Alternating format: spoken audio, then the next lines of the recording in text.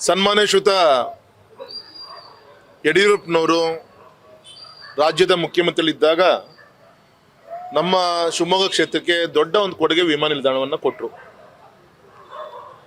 ಇನ್ನು ಉಳಿದಂಥ ಉಡಾನ್ ಅಡ್ಡನಲ್ಲಿ ಗೌರವಾನ್ವಿತ ಪ್ರಧಾನಮಂತ್ರಿಗಳ ಆಶೀರ್ವಾದದಿಂದ ನಮ್ಮ ಶಿವಮೊಗ್ಗದಲ್ಲಿ 3 ಏರ್ಲೈನ್ಸ್ ಸಂಬಂಧಪಟ್ಟಂಥ ಫ್ಲೈಟ್ಗಳ ಆಪರೇಷನ್ ಕೂಡ ಶುರುವಾಯಿತು.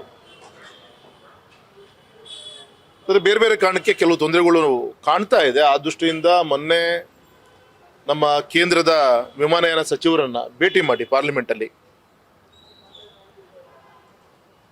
ಈಗೇನು ಶಿವಮೊಗ್ಗ ಮತ್ತೆ ಬೆಂಗಳೂರು ಇಂಡಿಗೋ ಏನಿತ್ತು ನಿಂತು ಹೋಗಿದೆ, ಟೆಂಪ್ರವರಿಯಾಗಿ ನಿಲ್ಲಿಸಿದ್ದೀನಿ ಅಂತ ಹೇಳ್ತಾರೆ ಅವರು ಇಂಡಿಗೋ ಅವರು. ಆದರೆ ಮತ್ತೆ ಅವ್ರನ್ನ ಅಪ್ರೋಚ್ ಮಾಡುವಂಥ ಪ್ರಯತ್ನ ಮಾಡ್ತಾ ಇದ್ದೇವೆ ಅದೊಂದು ಕಡೆಗೆ. ಆದರೆ ಅಷ್ಟರೊಳಗೆ ನಮ್ಮ ಸ್ಟಾರ್ ಏರ್ಲೈನ್ಸ್ ಜೊತೆಗೆ ಮಾತಾಡಿಕೊಂಡು ಅವರಿಗೆ ಮುಂದೆ ಬಂದಿದ್ದಾರೆ.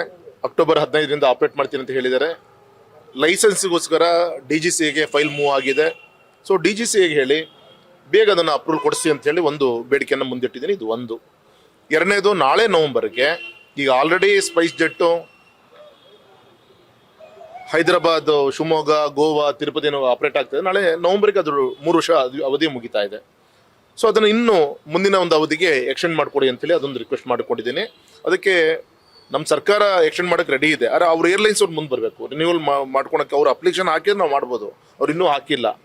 ಸೊ ಅವ್ರನ್ನ ವಿಶ್ವಾಸ ತೆಗೆದುಕೊಂಡು ಅವ್ರಿಗೆ ಹಾಕಿಸಿ ಮತ್ತು ರಿನ್ಯೂವಲ್ ಮಾಡಬೇಕು ಅಂತ ಪ್ರಯತ್ನ ಮಾಡಿದ್ದು ಎರಡನೇದು. ಮೂರನೇದು, ನೈಟ್ ಲ್ಯಾಂಡಿಂಗ್ ಸಿವಿಲ್ ವರ್ಕ್ ಆಗಿದೆ. ಈಗ ಟವರ್ಗಳ ಇನ್ಸ್ಟಾಲೇಷನ್ ಆಗಬೇಕಾಗಿದೆ, ಅದು ಕೂಡ ಕೇಂದ್ರದಿಂದ ಬಂದು ಮಾಡಬೇಕಾಗತ್ತೆ. ಸೊ ಆ ಟೀಮನ್ನು ಬೇಗ ಕಳಿಸ್ಕೊಡಿ ಅಂತೇಳಿ ಅದನ್ನು ಕೂಡ ಪ್ರೇಯರ್ ಮಾಡಿದ್ದೇನೆ. ಸೊ ಒಂದು ಮತ್ತೆ ನಮ್ಮ ಶಿವಮೊಗ್ಗಕ್ಕೆ ಸ್ವಲ್ಪ ನಿರಾಸೆ ಆಗಿತ್ತು, ಏನಪ್ಪ ಅಂತ ಹೇಳಿ ಒಂದು ವಿಶ್ವಾಸ ಬಂದಿದೆ. ಮತ್ತೆ ಅದಕ್ಕೆ ಏನೇನು ಫ್ಲೈಟ್ಸ್ಗಳನ್ನ ತರಬೇಕು, ಫುಲ್ಫಿಲ್ ಮಾಡಬೇಕು, ಅದಕ್ಕೆಲ್ಲ ಗಮನವನ್ನು ಕೊಡ್ತಾ ಇದ್ದೀವಿ. ಒಂದು ನಮ್ಮ 6 ಟ್ರಾನ್ಸ್ಫರ್ ಆದರು, ಕರ್ನಾಟಕ ಮತ್ತು ಕೇರಳ ಟ್ರಾನ್ಸ್ಫರ್ ಅವರಿಗೆ ತಮಿಳ್ನಾಡಿಗೆ ಆಗಿದೆ. ಅದೊಂದು ನಮ್ಗೆ ಸಮಸ್ಯೆ ಆಗಿದೆ. ಇನ್ನೊಬ್ಬರು ಹೊಸ RO ಬಂದಿದ್ದಾರೆ, ರೀಜನಲ್ ಆಫೀಸರ್ ಬಂದಿದ್ದಾರೆ. ಮತ್ತೀಗ ಮಾತಾಡಬೇಕಾಗಿದೆ.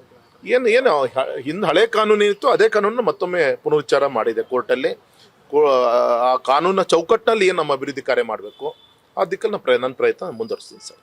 ಮತ್ತು ಇನ್ನೊಂದು, ನಮ್ಮ ಶಿವಮೊಗ್ಗದ ಇನ್ಫ್ರಾಸ್ಟ್ರಕ್ಚರ್ಗೆ ಇನ್ನೊಂದು ಕಿರೀಟ ಅಂದರೆ ನಮ್ಮ ಕೋಟೆಂಗೂರು ಕೋಚಿಂಗ್ ಡಿಪೋ. ಅದು ಕೂಡ ಮಧ್ಯದಲ್ಲಿ ಕೆಲವು ಹರ್ಡಲ್ಸ್ ಇತ್ತು. ಆಫ್ಟರ್ ಇಂಡಿಪೆಂಡೆನ್ಸ್ ಏನು ಅಲ್ಲಿ ರೈಲ್ವೆ ಹಳಿಯನ್ನು ಹಾಕಿದ್ರು, ಅದು ಕಾಂಪನ್ಸೇಷನ್ ಕೊಟ್ಟಿಲ್ಲ ಅಂತ ರೈತರದು. ಹಾಗಾಗಿ ಈ ಪ್ರಾಜೆಕ್ಟ್ಗೂ ಕೆಲವು ಡಿಲೇ ಆಗ್ತಾ ಇತ್ತು. ಹಾಗಾಗಿ ಅವತ್ತು ಹೋದಂಥ ಹಳೆ ಆ ರೈಲ್ವೆ ಹಳಿಗೂ ಕೂಡ ಕಾಂಪನ್ಸೇಷನ್ ಕೊಡೋಕ್ಕೆ ಫೈಲನ್ನು ಮೂವ್ ಮಾಡಿಸಿ ಇವತ್ತು ಅವರಿಗೆ ಹಣವನ್ನು ಕೊಡುವಂಥ ದಿಕ್ಕಿನಲ್ಲಿ ಪ್ರಯತ್ನಗಳು ಆಗ್ತಾ ಇದೆ. 100% ಹಣ ತಲುಪುತ್ತೆ ಅವರಿಗೆ.